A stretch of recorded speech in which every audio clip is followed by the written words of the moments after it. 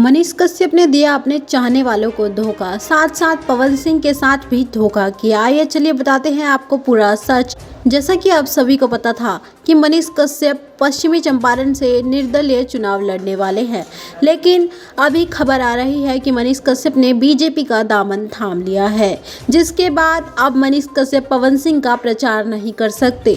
जबकि मनीष कश्यप ने पवन सिंह को जुबान दी थी कि अगर उन्हें पवन सिंह बुलाएंगे तो पवन सिंह का प्रचार करने मनीष कश्यप काराकाट जाएंगे।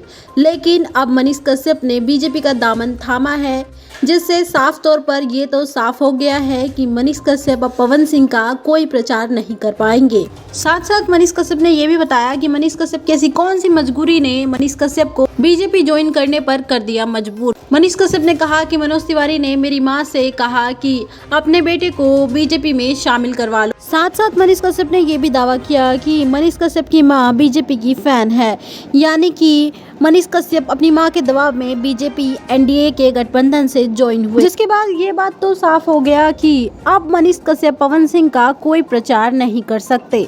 साथ साथ मनीष कश्यप के कुछ फैंस हैं जो कि मनीष कश्यप को पूरा समर्थन कर रहे थे, वो भी मनीष कश्यप के इस फैसले से काफ़ी दुखी हुए हैं।